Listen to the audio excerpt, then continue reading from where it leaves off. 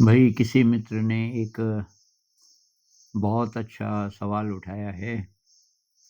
वो कह रहे हैं can someone be truly creative without meditation and a spiritual pursuit in the life. ये जो हम बात करते हैं क्रिएटिविटी की,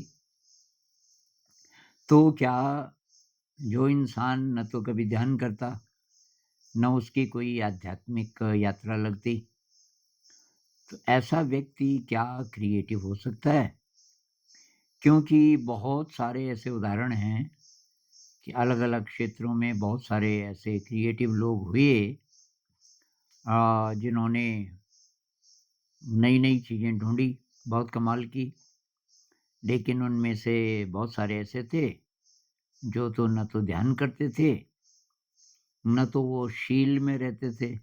ये 5 शील जो माने जाते हैं ना बुद्धिज़्म में, 5 या 5 से ज़्यादा भी, कि चोरी नहीं करना, हिंसा नहीं करना, धोखा नहीं देना, झूठ नहीं बोलना। तो ये जो बात है ना, मैं भी बहुत बार बोल चुका हूँ कि अ, क्रिएटिविटी भी हमें उसी जगह ले जाती है, जहाँ मेडिटेशन ले जाता है। या यूँ कहीं कहें कि क्रिएटिव स्टेट और मेडिटेटिव स्टेट में काफ़ी समानता है। तो समानता इस अर्थ में है कि इन दोनों स्थितियों में हम अपने सेल्फ को ट्रांसेंड कर देते हैं। अपने ईगो को, ये जो लिमिटेड सेल्फ है जिसको हम मैं बोलते हैं, जिसमें पिछली यादें हैं, ये जो सोचता रहता है, हमें परेशान करता रहता है। जितनी प्रॉब्लम्स हैं, ये इसी के कारण है। ये इस जन्म की यादें, और हमारा दृष्टिकोण, और ये जो विचार हैं हमारे, और ये उमड़-घुमड़ करते रहते हैं। हमारी डिज़ायर्स, राग और द्वेष और तृष्णा, और ये सब का सब मिला कर के हुआ सेल्फ। क्योंकि अगर हम याद भूल जाएँ, अभी तक की याद भूल जाएँ, अभी 5 मिनट पहले क्या हुआ था, मान लीजिए मैं भूल जाऊँ अपनी पूरी ज़िंदगी। उससे पहले मैं ओवरथिंकिंग कर रहा था, क्या होगा? परीक्षा में भी फ़ेल हो गया, अब घर जा रहा हूँ, अब पापा को क्या बोलूँगा? वो तो पहले ही डाँटते रहते थे। अब ये सब चल रहा है, मान लीजिए। पेपर हुआ था, खत्म हो गया था करीब आधा घंटा पहले। अब अचानक मैं एक पेड़ के नीचे बैठा और कुछ ऐसा हुआ कि मैं सब भूल गया। और अब कुछ याद ही नहीं। कोई ओवरथिंकिंग नहीं, कोई प्रॉब्लम नहीं है, क्योंकि उस समय आपका सेल्फ खत्म हो गया। सेल्फ को कायम रखने के लिए मेमोरी भी चाहिए, और हमारा जो दृष्टिकोण है, हमारी जो इच्छाएँ हैं, वगैरह-वगैरह, वो सब भी मेमोरी से जुड़ी हुई है ना, याद ही नहीं रहेगी कुछ, तो तब ये सब भी खत्म हो जाएगा।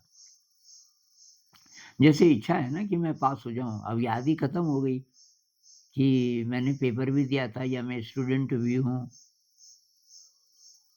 या मैं पढ़ाई भी करता हूँ, वो सब खत्म हो गया, तो अब कहाँ से आएगी इच्छा भी?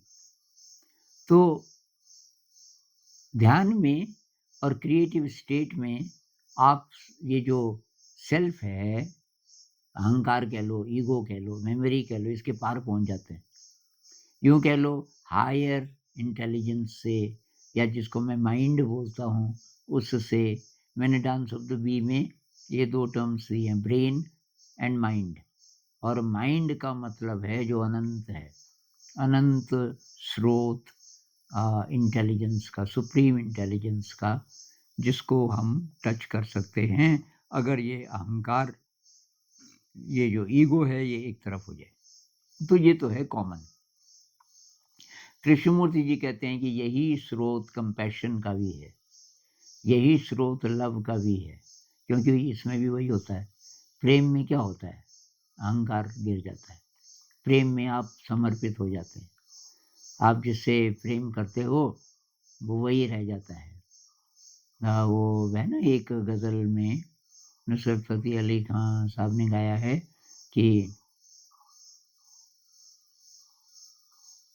प्रेम की माला रटते रटते आप भई मैं श्याम, सांसों की माला पे सिमरूं मैं तेरा नाम। मतलब मैं ही श्याम बन गई।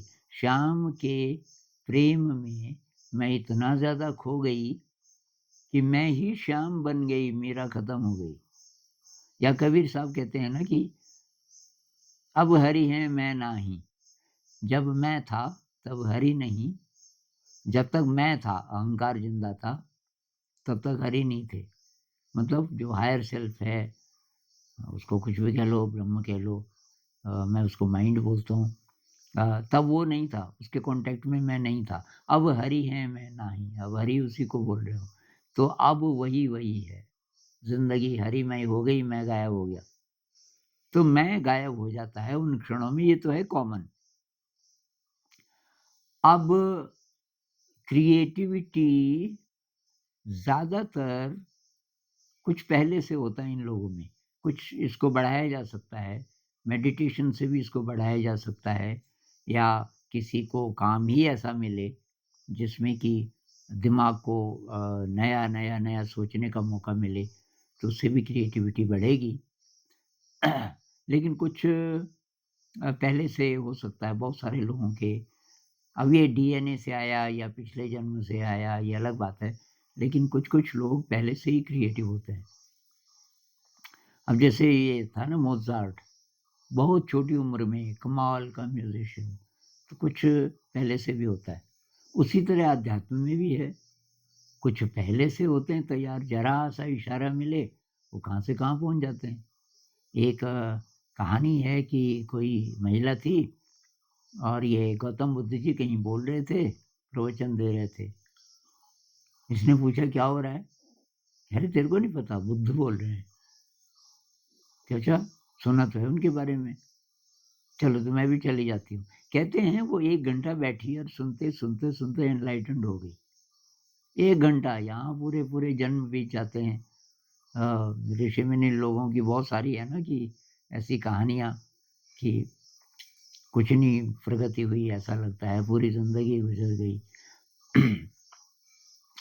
माया मरी न मन मरा, मर मर गया शरीर, कबीर साहब भी बोलते हैं। माया मरी न मन मरा, मर मर गया शरीर, उम्र बीत गई। और आशा तृष्णा नाम मरी, कह गए संत कबीर, आशा अभी भी है, तृष्णा अभी भी है, प्रगति ज़्यादा हुई नहीं।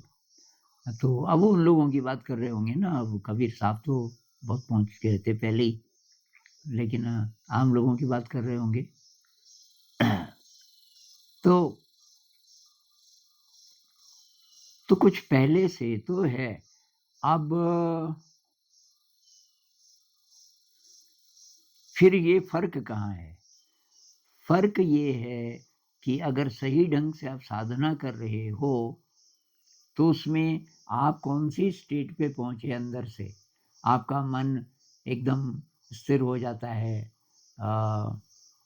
मन में सारे विचार खत्म हो जाते हैं, साइलेंस आ जाती है, आपके अंदर कुछ दिव्य शक्तियां जाग गई वगैरह। ये तो हुआ एक पक्ष। दूसरा पक्ष है कि आपके अंदर ये जो शक्ति आई, इसको सही ढंग से आप बाहर के जगत में अप्लाई कर पा रहे हो कि नहीं। यहाँ फिर आते हैं शील और पारमिताएं। और इसलिए मैं जो बुद्धिस्ट मेडिटेशन है इसको कंप्लीट मानता हूँ, क्योंकि ये बिना शील के आगे बढ़ते ही नहीं। शुरुआत में जो भी टीचर आपको सिखाएंगे ध्यान, वो इसके बाद जरूर करेंगे शील की, कि भाई ये फाउंडेशन है, झूठ नहीं बोलना, ये नहीं करना, वो नहीं करना, ये सब हमको पता है, ये अच्छी बात है। और वो पारमिताओं की भी बात करते हैं, विनम्रता, कृतज्ञता, देने का भाव, निस्वार्थ सेवा, इसको डेवलप करना है धीरे धीरे। करीब 10 पारमिताओं की बात करते हैं। और क्योंकि बहुत सारी जो टेक्निक्स हैं ध्यान की ना, वो टेक्निक की बात करते हैं बस, और न तो वो शील की बात करते हैं, न पारमिताओं की। जैसे स्ट्रेस मैनेजमेंट, कि जी स्ट्रेस है क्या करें? अरे स्ट्रेस इसलिए हो रहा है कि तेरा लाइफस्टाइल गलत है। मान लीजिए किसी इंसान का लाइफस्टाइल ही ऐसा है कि उसमें न तो शील का पालन हो पाता, और ना आप की रुचि जिस काम में है ना आप वो कर रहे, तो स्ट्रेस रोज़ हो ही रहा है। अब उसको रिज़ॉल्व करने के लिए आप कोई मेडिटेशन की टेक्निक यूज़ कर रहे हो। मतलब रोज़ कमरे को पहले गंद से भर रहे हो। अ, उसके बाद अब शाम को सफाई में वो डबल मेहनत है। एक तो गंदा करने में और नेगेटिव मेहनत और एक उसको साफ करने में। तो ब्रेन खींच रहा है आपका, इधर को भी और उधर को भी। तो वो नहीं, तो जो बुद्धिस्ट मेडिटेशन है, जो विपस्सना है, ये कंप्लीट इसलिए है कि एक तरफ तो ये दुनिया को साथ लेके चलता है। शील का पालन कहाँ करोगे और लोगों के साथ ना, तो समाज की बात हो रही है। पारमिताओं का पालन का कहाँ करोगे? तो समाज में कैसे हम ध्यान में रहें, कैसे हम अच्छाई के साथ रहें, ये साथ-साथ चलता है ध्यान के। दूसरी बात इसमें पूरे शरीर को भी शामिल करते हैं। ये ज़रा और बारीक बात है। अ, इस पे कुछ-कुछ मैं बोल भी चुका हूँ पहले। इसको आप न्यूरोलॉजी से अभी जो न्यूरोलॉजी में जो खोजें हुई हैं, तो पता चला है कि पूरे ब्रेन जो ब्रेन है हमारा वो पूरे शरीर में भी है। आपने गट सुना होगा कि गट इज़ सेकंड ब्रेन। अ, तो ख़ैर इसकी बात अभी नहीं करेंगे, पर ये पूरे शरीर को भी साथ लेके चलता है और बहुत सारी ध्यान विधियों में शरीर की बात ही नहीं होती। पतंजलि ये भी बात नहीं करते शरीर की। वो कहते हैं किसी चीज़ से मन को एकाग्र कर दो, कोई भी ऑब्जेक्ट चाहे बाहर हो, चाहे अंदर आप कल्पना कर रहे हो, तो उसमें शरीर तो आया नहीं ना। उसी तरह जो नाम जप है उसमें भी शरीर नहीं है शामिल। यहाँ भी ध्यान लगाओ, अ, उसमें भी नहीं है। अ, हर समय अपने आराध्य देव को देखो, वो भी ठीक है। लेकिन शरीर को अलग से शामिल करना, शरीर पे असर होगा किसी भी ध्यान विधि का, क्योंकि ब्रेन पे असर होगा तो ब्रेन शरीर से जुड़ा है, वो तो ठीक है।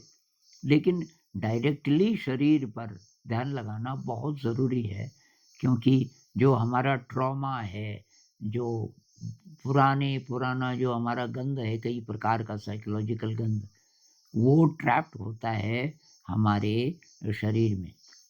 अ ये हमारे नर्वस सिस्टम के नॉट्स के शक्ल में या और तरीके से शरीर में होता है।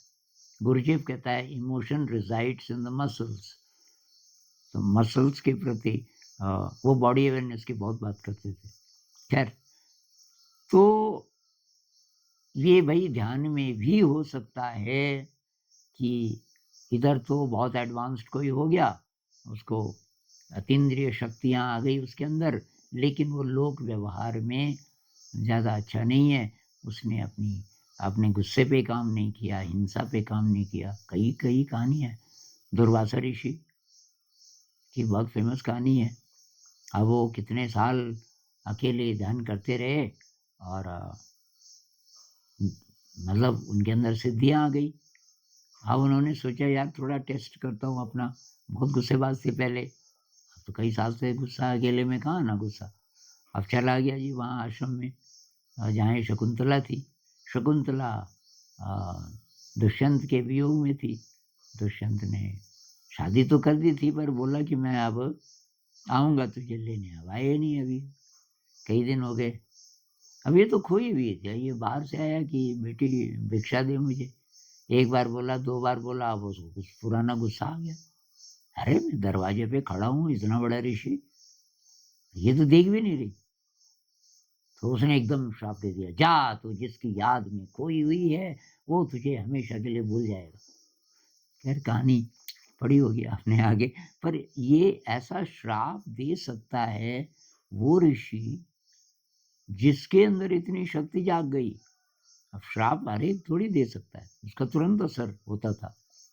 और ये अब नचिकेता सबसे ज़्यादा प्रिय था उसके पिताजी को, और नचिकेता ने कुछ ऐसा बोल दिया कि बोला तो सही कि भई पिताजी आपने ये बूढ़ी गायें क्यों दी दान में? ब्राह्मणों को यज्ञ किया, तो दान में तो अच्छी चीज़ देनी चाहिए थी।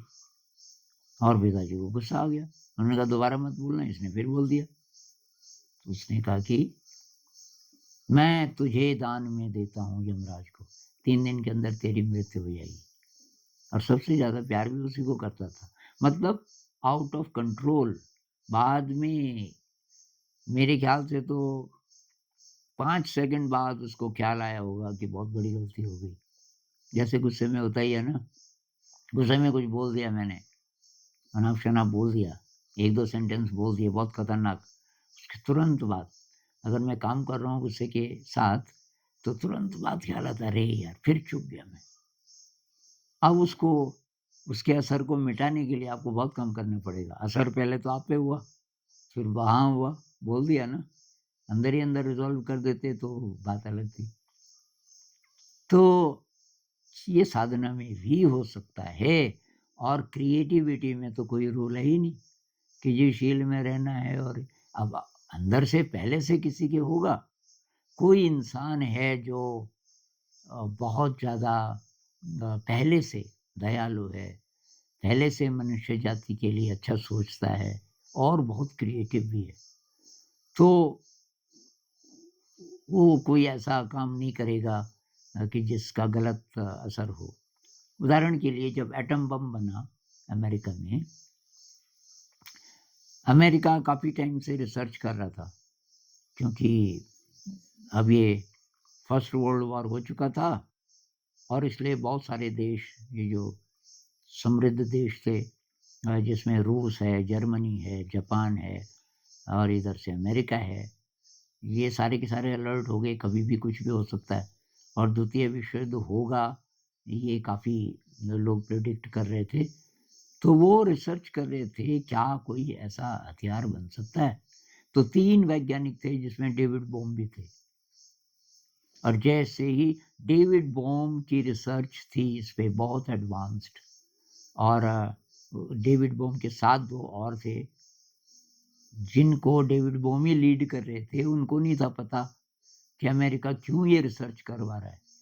रिसर्च करते-करते डेविड बोम को पता चल गया कि ये जो एटम के अंदर जो शक्ति है, इससे ज़रूर कोई हथियार बनाना चाहते हैं और उसी के तुरंत कुछ दिन बाद ये बात और क्लियर हो गई।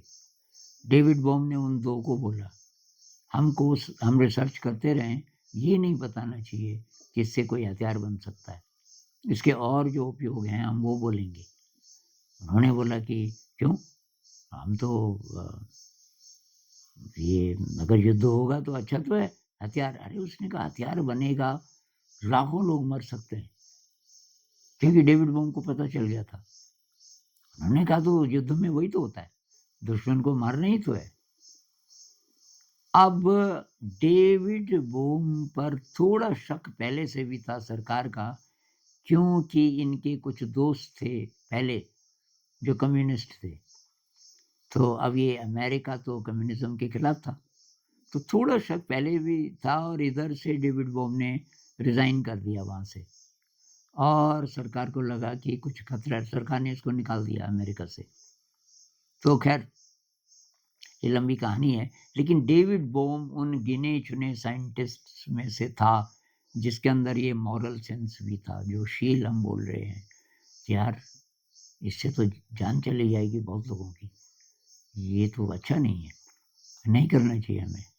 ये बात आपको कहीं नहीं मिलेगी क्योंकि ये पब्लिकली डेविड बॉम ने कहीं नहीं बोला, लेकिन उनके जो क्लोज़ थे, क्योंकि डेविड बॉम कृष्णमूर्ति जी के दोस्त रहे अंतिम 12-15 सालों में, तो उस बीच काफ़ी लोग जो कृष्णमूर्ति जी को जानते थे, उनकी दोस्ती उनसे भी हो गई, तो वहाँ ऐसी शेयरिंग उन्होंने की। अ, लेकिन अब आप हेबर का उदाहरण लें, जिन्होंने ये खाद बनाई ना ये आपका यूरिया NH3, तो NH3 कैसे बना? वो दरअसल पॉइज़न बनाना चाह रहा था, ऐसी गैस बनाना चाह रहा था, जिससे कि ज़्यादा से ज़्यादा दुश्मनों के सिपाही मारे जा सकें। ये केमिकल वॉरफेयर इसी ने शुरू किया। फर्स्ट वर्ल्ड वॉर में इसने क्लोरीन गैस बनाई मारने के लिए और उसका तरीका बताया कि कैसे अ, तो क्लोरीन गैस से बहुत सारे ये जो जर्मनी जो लड़ाई हुई किसी से तो मरे बहुत सारे। और ये जब अब द्वितीय विश्व युद्ध हो रहा था तो इसने कुछ और गैसें बनाई, जिसमें से एक मस्टर्ड गैस भी था, वो बनी आपके इससे सरसों से। और आपने सुना होगा कि वेस्ट में अभी तक उसका तेल इस्तेमाल नहीं करते लोग। भाई हमारे आयुर्वेद में सरसों के तेल की बहुत तारीफ की जाती है, लेकिन आप कहीं नहीं, आप ये इंटरनेट में देखो, अगर वो किसी विदेशी ने बनाया है, कोई आयुर्वेद वाला है, वो तो बोलेगा मस्टर्ड अच्छी चीज़ है, ये सरसों को खाना चाहिए। वो उसका इस्तेमाल ही नहीं करते, क्योंकि उनके दिमाग में वो बैठा हुआ है कि मस्टर्ड गैस बनी थी और वो पॉइजनस है। तो उसने एक ज़ाइक्लोन बनाई, HCN। HCN ये कार्बन है, कार्बन के 4 बॉन्ड होते हैं, इधर 3 बॉन्ड पे नाइट्रोजन और 2 इलेक्ट्रॉन, और इधर एक हाइड्रोजन, HCN मतलब हाइड्रोजन साइनाइड, उसको आम नाम उसका ज़ाइक्लोन भी है। ये गैस भी उसी ने बनाई और इसको और लोगों ने फिर और ज़्यादा इम्प्रूव किया। इस गैस से हिटलर ने वो मारे, मतलब लाखों लाखों यहूदी मारे कंसंट्रेशन कैंप में, जिनमें हेबर के रिलेटिव्स भी थे। हेबर बच गया बस। क्यों? हेबर था यहूदी पहले, बहुत पहले, और वो क्रिश्चियन बन गया था। और उस ये प्रूव करने के लिए कि मैं देशभक्त हूँ, मतलब मैं क्रिश्चियन हूँ और देशभक्त हूँ, इसलिए वो ज़रूरत से ज़्यादा कोशिश कर रहा था कुछ नई नई चीज़ें ढूंढने की। तो ये जो उसने NH3 ढूंढा, ये जिससे खाद बनी बाद में यूरिया, ये बाई चांस, वो तो वही बना रहा था कोई पॉइजनस गैस, लेकिन बाई चांस वो नाइट्रोजन और हाइड्रोजन मिल करके और ये अच्छी चीज़ बन गई, जिससे उसको नोबेल अवार्ड भी मिला, जिसके कारण। तो उसमें ये मॉरल सेंस नहीं थी। और उसकी पत्नी में थी, वो भी साइंटिस्ट थी। जिस दिन क्लोरीन से काफ़ी सारे दुश्मन मारे गए, उसने एक पार्टी दी और उसकी पत्नी ने उसका बहुत विरोध किया। तो खुशी मना रहा है, उसने कहा मैं तो सफल हो गया, और शायद उसी रात उसने आत्महत्या कर दी, उसकी पत्नी ने। कि ये मतलब कैसे आदमी से मैंने शादी कर दी। तो भाई ऐसी भी बहुत सारी कहानियां हैं कि जो क्रिएटिव लोग हैं वो डिस्ट्रक्टिव भी हो सकते हैं। और अभी ये जो है ना, ये जिसको क्या बोलते हैं, ये साइबर क्राइम, साइबर क्राइम से जुड़े हुए जो लोग हैं, बहुत एडवांस्ड थिंकिंग की ज़रूरत है इसमें। बहुत ही क्रिएटिव वो लोग होते होंगे, लेकिन अब ये गड़बड़ काम वो कर रहे हैं। तो क्रिएटिविटी के क्षणों में, मतलब ये जितने भी लोग हैं थोड़ा सही रास्ते पे आ जाएं। अगर कोई इनकी हेल्प करे, अगर ये हेल्प लेना चाहें कि भाई थोड़ा तुम ध्यान करो, ये ध्यान में आसानी से जा सकते हैं। और ऐसे भी केसेस हैं, जैसे अंगुलीमाल था। अंगुलीमाल ने 999 लोगों की हत्या कर दी थी, एक बचा था माला पूरी करने के लिए, तब तक बुद्ध मिल गए। कहते हैं वो 3 महीने में एनलाइटेंड हो गया था, क्योंकि वो इतना गहरा उसने ध्यान किया, इतना बड़ा क्रिमिनल। तो ये जितने भी लोग अब चलो ये तो खैर दूसरे प्रकार का केस है, ये क्रिएटिव नहीं था।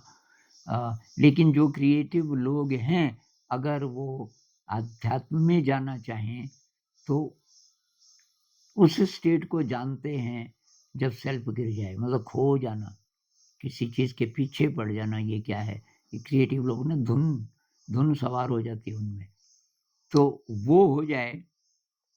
और ये ध्यान को जो सपोर्ट करने वाली चीज़ें हैं, ये शील है, पारमिताएँ हैं, ये उनका भी पालन करने लग जाएँ, तो आध्यात्म में काफ़ी प्रगति कर सकते हैं।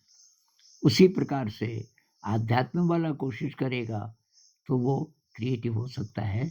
और अगर वो सचमुच ही आध्यात्मिक है, मतलब ये सारे अंग जितने हैं ध्यान के, उनका पालन करता है, शील का, पारमिताओं का, तो वो क्रिएटिव भी होगा और वो अच्छी चीज़ क्रिएट करेगा, जिससे कि किसी का नुकसान ना हो।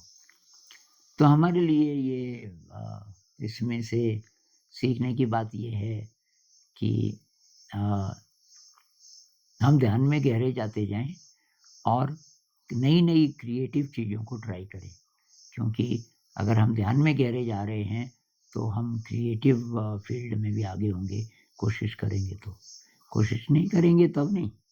बहुत सारे साधु महात्मा हैं, बस वो अपनी आनंद में हैं, कुछ कर नहीं रहे। तो वो क्रिएटिव स्टेट में तो होते हैं, लेकिन उनका कोई क्रिएटिव एक्सप्रेशन नहीं होता ये बाहर के जगत में। पर वो चाहें, थोड़ा कोशिश करें तो वो बहुत क्रिएटिव भी हो सकते हैं। नमस्कार।